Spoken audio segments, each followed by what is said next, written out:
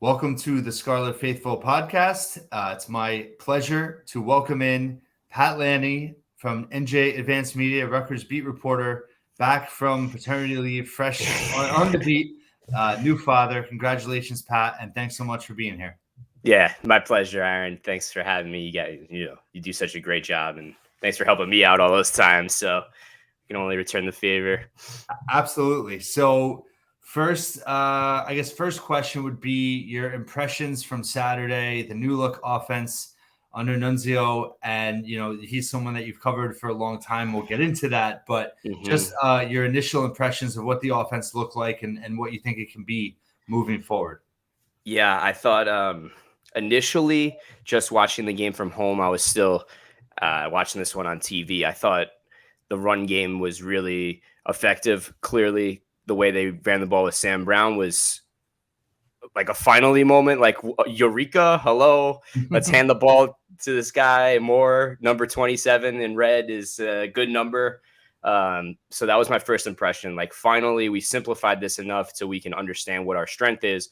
We're going to be a strong, yards after contact team with great defense. It seemed like to me, from an outsider perspective, the changes that were made were just the way that Vedral controlled the game at the line of scrimmage. He was more of a coach, I thought, out there on the field, checking into runs and changing plays on the fly. And I think he was under center. Obviously, that was a big change.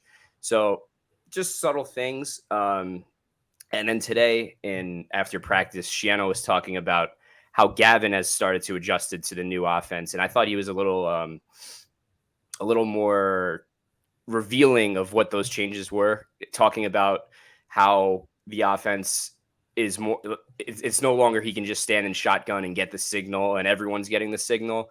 He was saying that Gavin now, or Vedral, or whoever is playing quarterback, has to get the call, relay it to everyone on the field, check it at the line of scrimmage, and make sure everyone's on the same page. So I think Nunz's offense is going to be a little bit more on the quarterback to lead the way than it seemed like maybe Gleason's offense. It was a little bit more Gleason calling the shot all the way. So I think that's the biggest thing.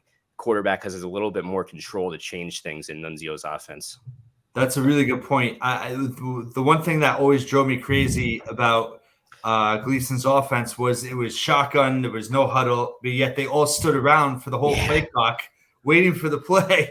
It seemed counterproductive to what you're trying to do in that situation. If you're trying to play a little hurry up, a little bit misdirection, and then you're all just standing there waiting for the call. I don't know. What were your thoughts on how that went? I thought it was so funny that Shiano was talking about tempo when he first made the change, because you're exactly right. When you think of no huddle spread offenses, you're thinking of that high octane spread tempo, but you saw just as much as everyone else. You saw all that standing around and things like that. So it did seem counterproductive. I thought the way they used tempo against Indiana was great. A couple hurry up situations where I think they caught the defense on their heels. So yeah, I think that the speed and tempo changes should be a good thing moving forward. Not necessarily just saying we're going to be a tempo offense. They're actually doing it a little bit. I thought the other thing that really stood out was the use of personnel. How, obviously Sam Brown we talked about, but, Aaron Cruikshank, using him in jet sweeps more, getting him involved in the run game. I thought, one thing I really was confident going in was Johnny Langan. I was so glad to see them use him as a traditional tight end. He led them in receptions. I think he has so much potential, in that role. And even Sean Ryan, a guy that, is a proven big play guy. They're finally starting to realize that, I feel like. You nailed let's say all the ones I forgot to mention. So absolutely. You're spot on. I talked to Sean Ryan about being a deep play threat, and he just seems like the perfect, from a body physical standpoint. You saw it on the touchdown, how he can go up and get the ball.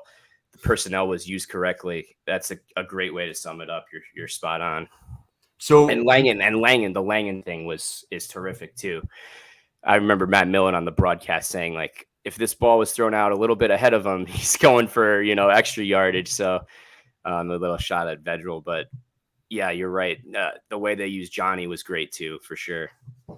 So getting into Sorry. No, go ahead. Go ahead. Crookshank, the jet sweep, the return. We had one of our viewers or tech service insiders ask us, like, why doesn't Rutgers throw screens? And I was like, that you're so right. Why doesn't Rutgers throw screens to the running back? But I think B, we saw them throw the quick screens to Crookshank a little bit more in this game, which is just such a simple and effective play that they can run really well.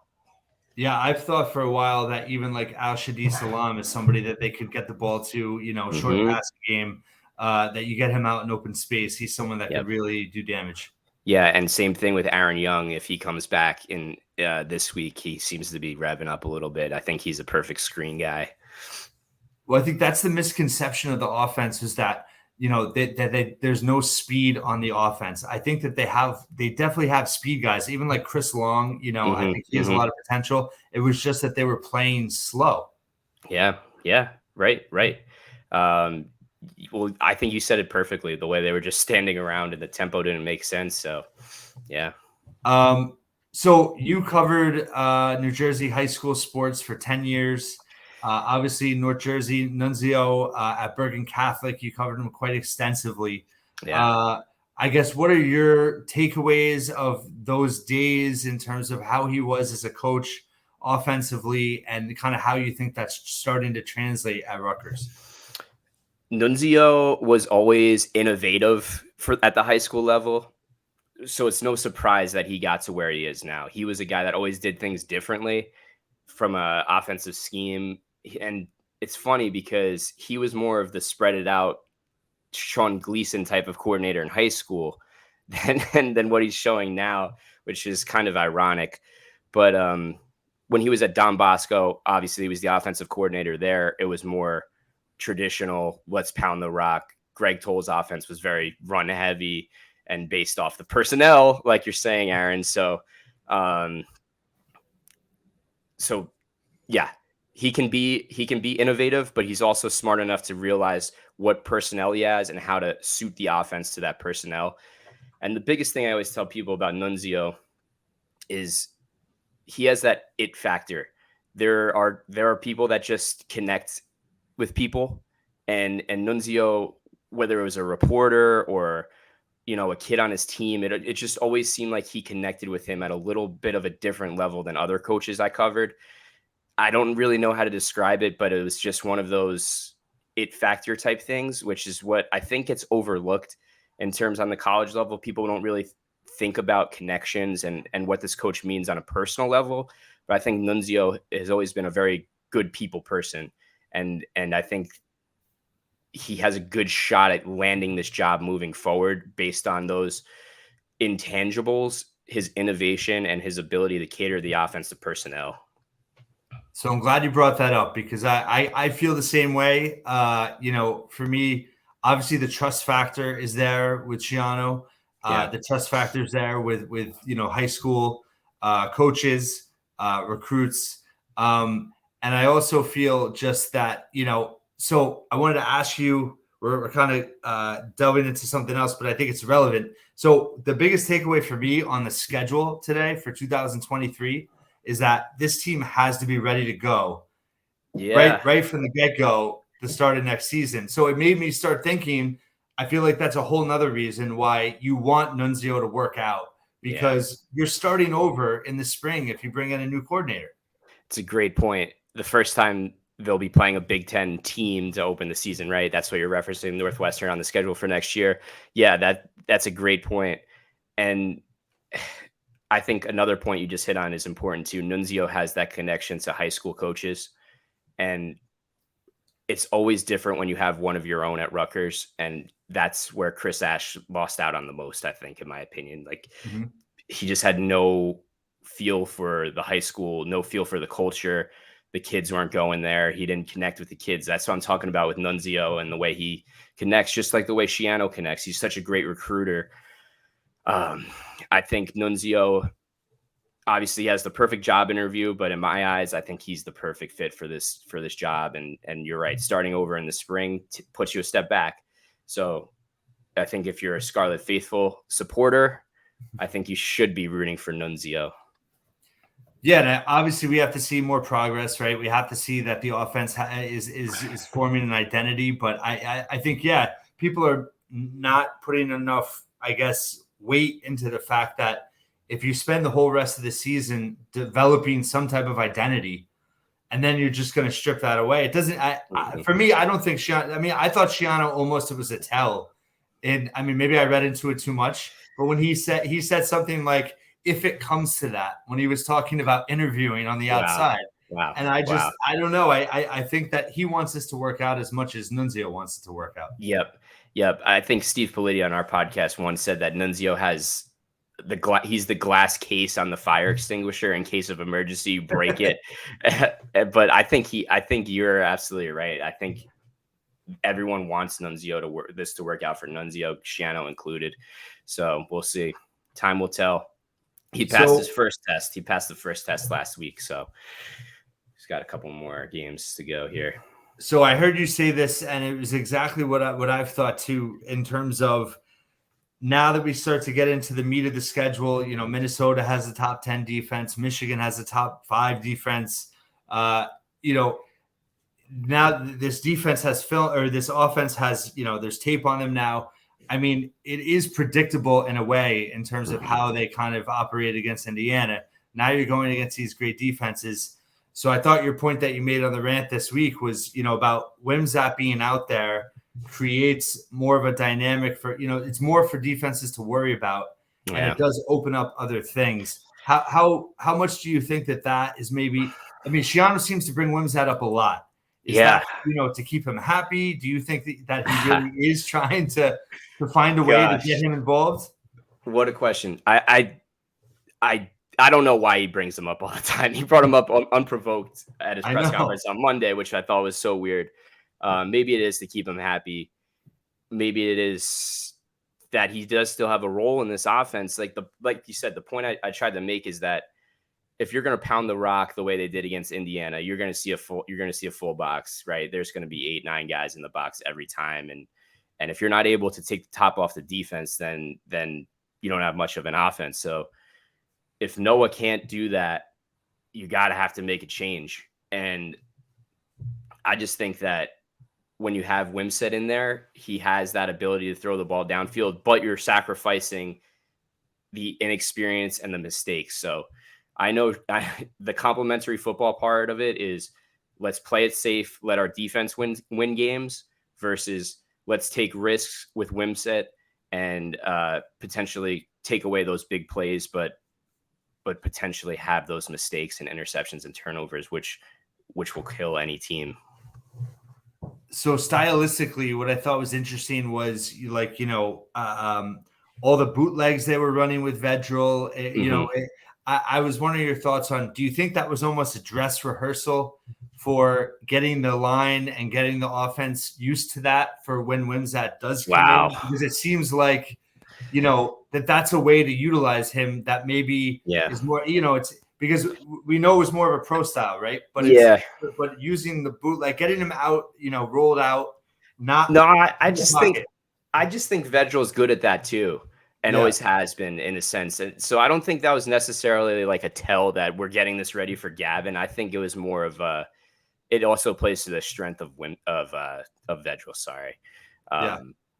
Because he makes pretty good decisions when he's out of the pocket too. So I think it just plays to his strength a little bit. It probably, I think also maybe takes a little pressure off too with the offensive line in terms of keeping someone, you know, in the pocket, getting him out of the pocket, you know, gets him a little bit more flexibility.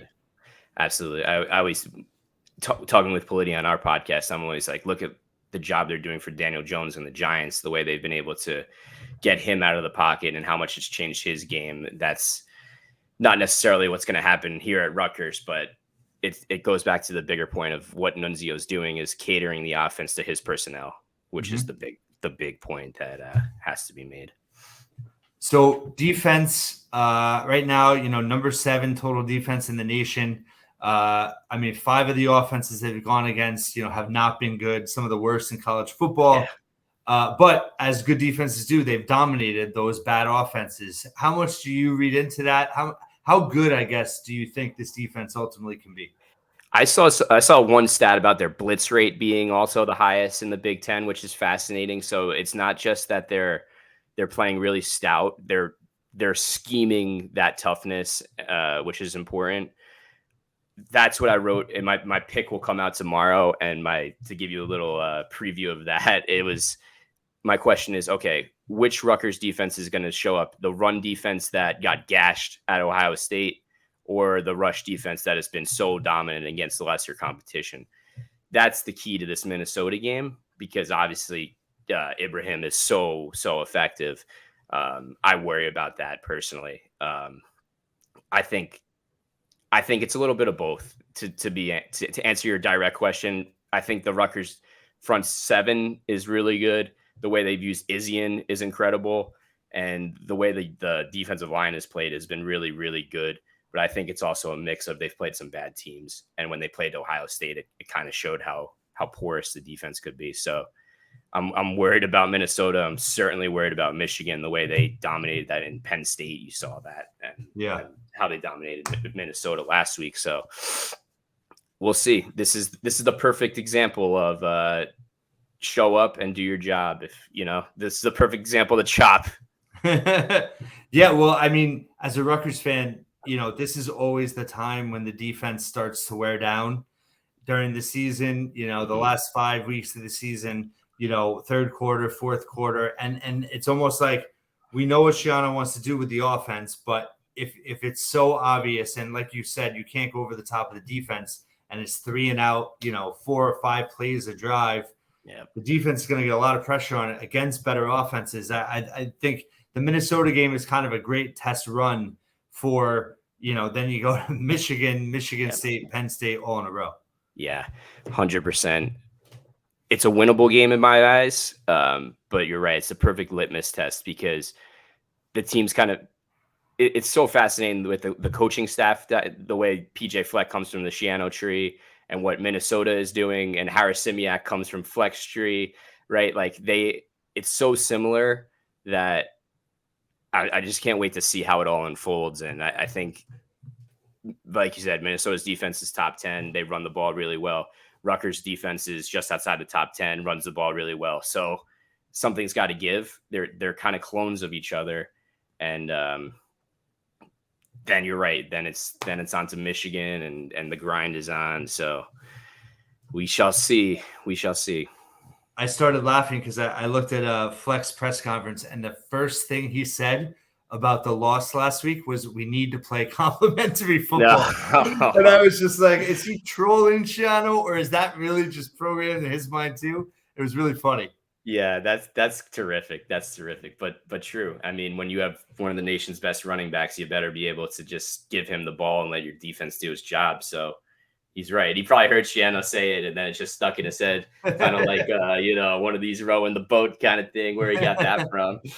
So obviously, Fleck knows Shiano inside and out, but I actually think, do you think there's an advantage with having Harris Simiak in that he knows their roster? He knows nobody on the Minnesota staff, they know Shiano, they know Rutgers, but they don't know the roster the way Harris Simiak knows the Minnesota roster. Yeah, it's a great point.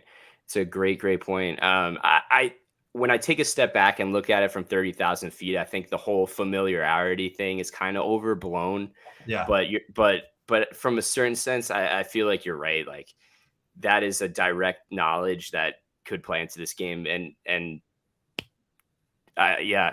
similarly, think about Boston College too, all those guys that were up there. And at the end of the day, I don't think it really mattered all that much, but we in the media kind of just like, we need something to write about. So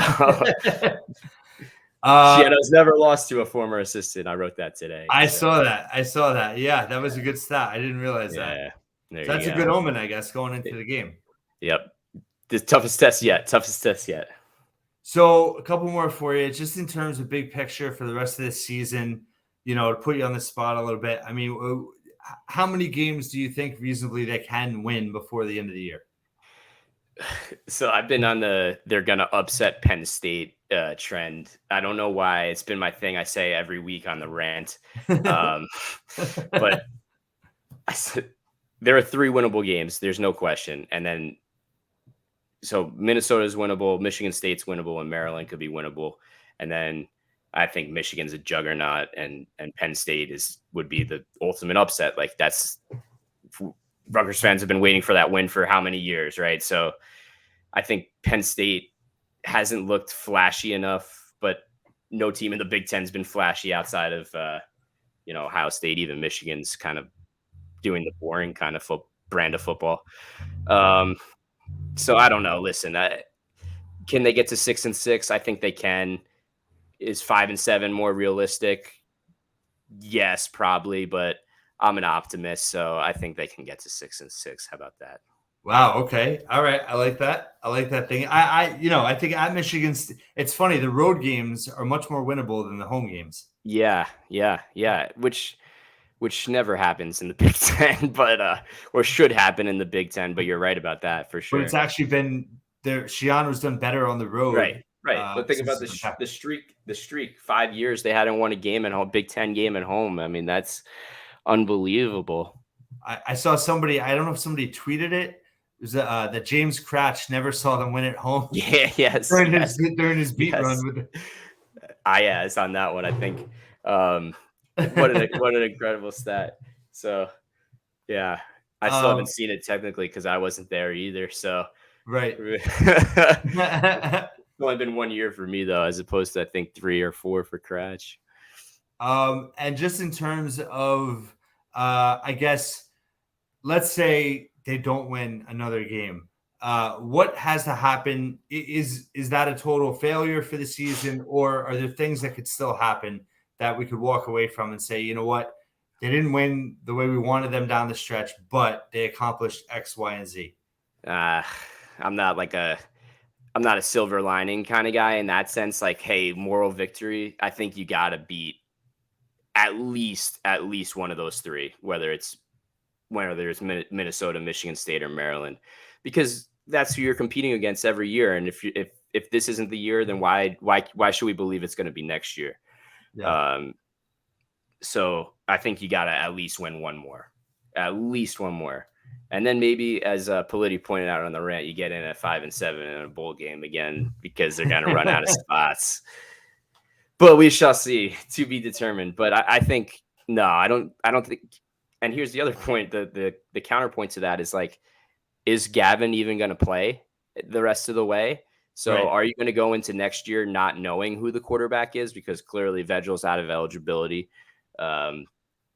If the wheels do fall off, you got to go to Wimsatt like immediately. I think that could be the only scenario where I see, all right, we got something out of this 5-game losing streak to end the year. We know that we have this pretty good quarterback waiting in the wings, and he just got some pretty good experience playing in the Big Ten. Yeah, I think that's a really underrated storyline. Even though we talk about Wimsatt all the time, it's like, how if he leaves right after the season, then I mean, you gotta dig hard into that transfer portal. I think they gotta go into the transfer portal anyway, just to round it out. Like, you can't go into a season with 2 quarterbacks, so you're gonna have to walk a tightrope there, because you don't want to bring in someone so experienced that he beats out Gavin or even Evan Simon. But you also need a quarterback that's reliable enough to round out the depth, because they don't have a recruit coming in for next year either. Well, that brings up, I'm glad you brought that up, because you being a high school guy too, I thought that was almost like a tell. Yeah, of course. Gleason didn't have a quarterback locked in for next year. It just didn't seem, I'm not like trying to say it was anything weird, but it was odd to me that they, it didn't even seem like they weren't even pursuing that many. Right. I agree. And I think, I just don't know that I don't know that there's a great guy in Jersey this year, but to not get anyone, I think is bizarre. And telling that they know they got their guy and they can go out in the portal and find a backup, I guess is the plan. Yeah, well, we've seen how Rutgers has done in the portal with quarterbacks in the past. I mean, Vegel's unequivocally the biggest success of all of them, but I mean, they've crashed and burned with quite a few. Yeah, free Hayden Ritteg.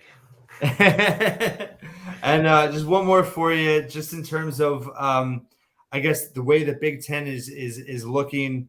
the schedule next year, potentially divisions going away. You know, how do you see this rebuild as of right now? Obviously, we have to see how the season plays out. But, you know, as divisions potentially changing, going away, a good thing. And I guess what has to happen with recruiting the way it has been, you know, is Nunzio, you know, potentially taking over? Is that a boost, you think, potentially with him and Augie Hoffman in terms of they're having a bit of a down year this year, and maybe that does speak to the offensive coordinator who's now gone, and maybe they can kickstart something with those two moving forward. All right, let's start with the divisions, right? That's a huge deal. It's got to be whatever happens, it's got to be beneficial for Rutgers to get out of the juggernaut East. So you're 100% right. That's beneficial. In terms of recruiting, yeah, I mean, I think the Schiano way has always been development over bringing in the flash. Like, you can't get the flashy recruit until you start winning. You see it in basketball, of course. And like, now Rutgers can recruit at a little bit higher level because they're winning. It's the same way in any sport. So until you start winning, you're not going to get those A guys, but it's about developing the B guys, right? It's taking the Brian Leonards and the Ray Rices who are under recruited and turning them into superstars. I think what you're seeing with the young defense and guys like Sam Brown on offense, he was a 4-star, but still it's about getting those young guys experience. And I think that's the part of the rebuild that's the most important thing. All these young guys are playing at a pretty high level and building for the future. So I think what they've done this year so far has been perfect in terms of development. We'll just see if they can develop the quarterback of the future. And to end on that, a good point. I mean, the defense, I think it was something like 9 out of 11 have over 2 years experience left. 9 of the 11 starters currently. Yep. And that's what you need. That's what you need. No doubt about it. Pat Lanni, New Jersey Advanced Media. Thanks so much for all your insight. Really appreciate it. And, loving your coverage on the beat this year. Welcome back from paternity leave. And thanks so much for being here again. Hey, thanks for having me, Aaron. I really appreciate it. You do such a great job too. And, if you're a Rutgers fan and you're not following this guy, you're crazy. I didn't pay. The Venmo will hit right after this. Thank you. Yeah, you got my number. All right, and thanks, Pat, again, and thanks for everyone for listening. We'll be back next week with another episode.